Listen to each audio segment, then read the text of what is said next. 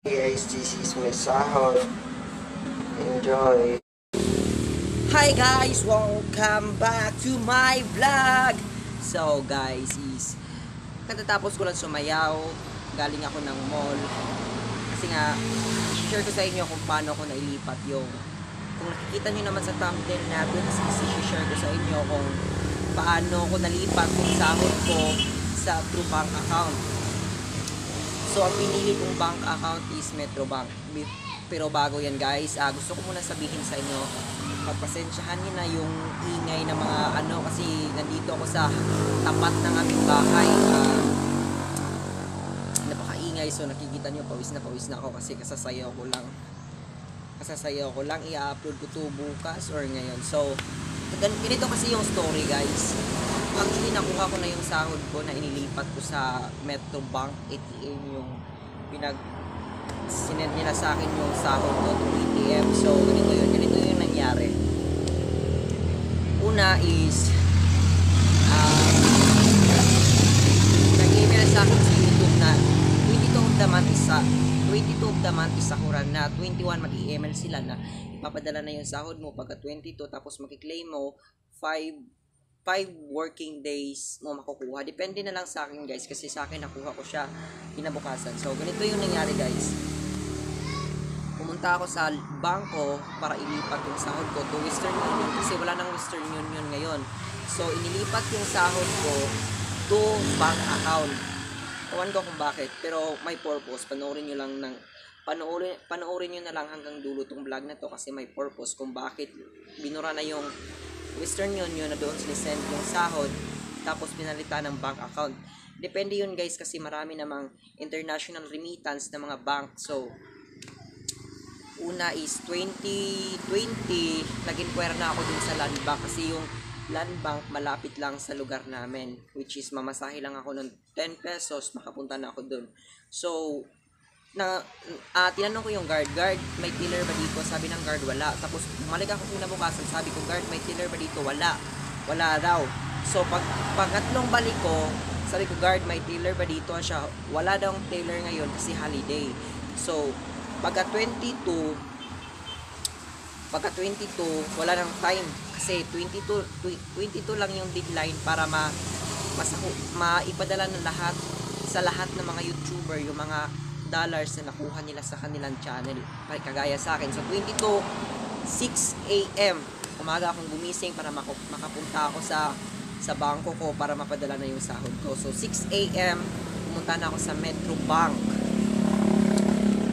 nagtanong ako dun sa teller, sabi ko, nag-inquire ako paano ko ililipat, ganon.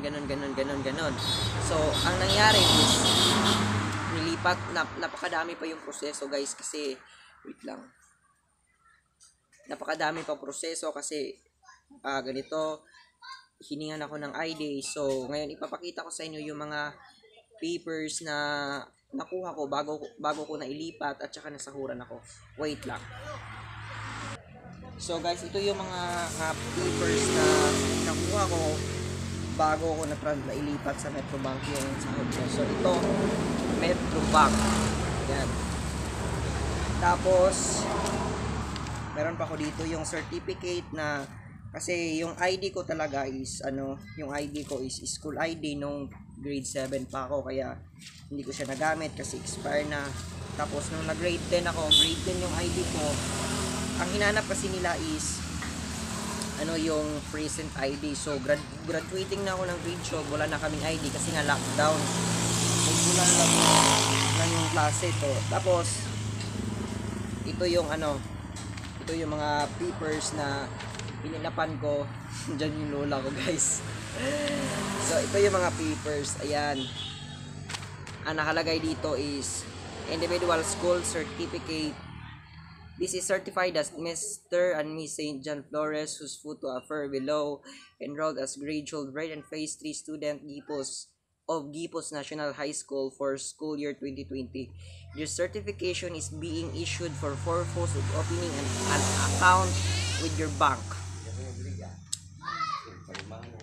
So ang kailangan dito guys is mapirmahan ng principal namin yung account, yung principal or head of your school, para para ma-verified ka na magawan kanila ng bank account. So ganun yung nangyari sa akin.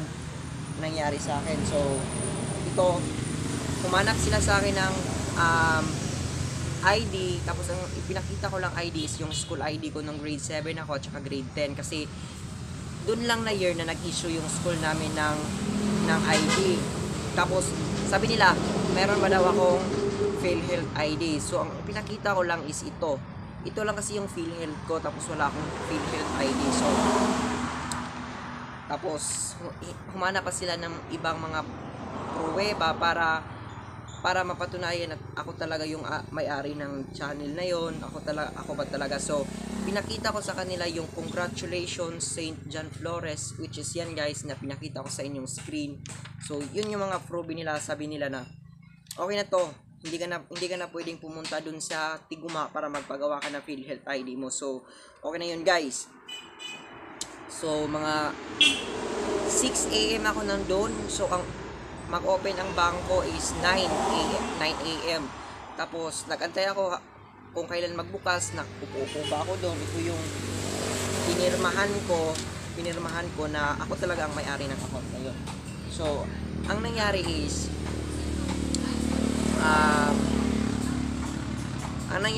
ano, 2 PM is doon pa ako na-verified. Hindi ako kumain ng pananghalian, hindi na ako nag-snack kasi pinaprocess ko talaga para maipadala yung sahod ko right this 22 of the month. So nag-worry na ako guys kasi sabi ko baka hindi mapadala kasi ang deadline is 22 lang talaga maipadala na nila yung sahod. So nag-doubt pa talaga ako kasi hindi ko alam kung ano yung ilalagay ko dun sa account number, dun sa pipilapan mo kay Google AdSense na ilagay mo dun yung yan guys na pinakita ko sa inyo, yan yung pinilapan ko dun. So yun, na-verified nga ako pero hindi ko pa rin alam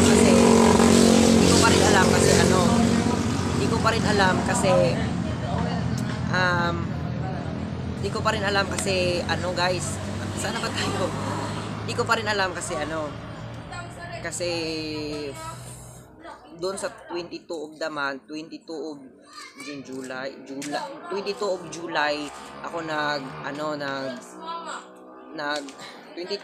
ako nag-request.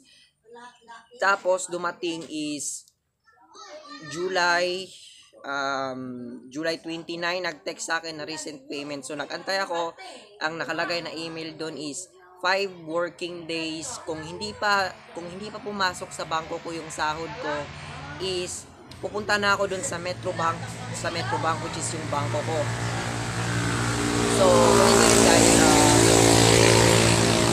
nag-offer sa akin yung Metrobank, yung teller na nag-assist sa akin na mag-download ako ng Metrobank app at ilagin ko dun yung bank account ko para malaman ko kung may laman na ba yung ATM ko para pwede ko nang i-withdraw.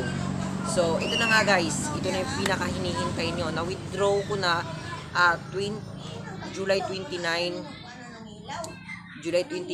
nag-email na sa akin si YouTube ng recent payment. Ito, which is ito nakalagay sa inyong screen, recent payment. Tapos yun, pagkatingin ko sa nang tiningnan ko na yung Metrobank app na doon nakalagin yung account ko is meron nang pumasok na 5,300 kasi yung nakuha ko lang dollars nitong month na to is 109.28 ata yun, yung pinakita ko sa inyong screen. So yun lang yung na-claim ko guys. Meron akong video clip na ipapakita sa inyo kung paano ko siya kinuha, kung ganun lang. Meron akong video clip ipapakita ko after this video. Tapos nun mga 2 PM na nun pa ako nag-lunch. Ayan, nag-lunch ako. Tapos yun, pinost ko sa Facebook ko na ito na yung sinahod ko. Tapos pinapag-giveaway ko, itinulong ko sa mga tao na nangangailangan. So ang may payo ko lang talaga sa inyo guys, nasaan na nga yung ATM ko? Wait lang guys. So ito na nga guys, ito yung nakuha ko. Ayan. Tapos ito yung actually ito yung mga pinakita kong ID doon. Ito hindi kasi siya verified kasi ito okay to siya pero mali yung spelling na nilagay. Tapos ito okay dito pero expire na. Ito yun. Tapos meron akong barangay ID. Ito lang yung tatlong ID ko talaga eh. Tapos ito yung ATM ko. Ayan. Metrobank ATM. So ayan, yun na nga nag-text sa akin yung teller ng nag-assist sa akin doon sa Metrobank na nag-offer sila sa akin na mag-deposit ako para sa insurance ko, ganun insurance. Tapos yun binayaran ko. Kasi may purpose kasi si Google AdSense kung bakit binura niya yung Western Union kasi sa Western Union maklaim mo lang yung pera, wala na. So sa Metrobank, ang disadvantage kasi ng Metrobank is meron kang PhilHealth, meron kang mga marireceive sa kanila kung mayroon mga accidental, hindi natin alam sa buhay kasi ng tao, ganun. So yun talaga ang pinaka main goal ng bangko, ng pinili nating bangko, kung bakit inilipat dun yung sahod natin bilang mga YouTuber, vlogger. So yun talaga yung pinaka purpose. So, yun lang yung story ko kung paano ko nailipat yung sahod ko sa bank, kung paano ko nailipat yung sahod ko sa bank account ko. At siguraduhin nyo lang guys, magtanong kayo sa teller kung yung pinili nyo bang bangko is sumatanggap ba sila ng international remittance. Ganun lang. So, wala akong maipapakita mga tutorial dito kung paano ko na-achieve to, kung paano ko nakuha yung sahod ko. So ganun lang, manood lang kayo ng mga tutorial kasi ako nanonood din ako ng mga tutorial bago ko nailipat kasi hindi ko rin alam. So yun na nga.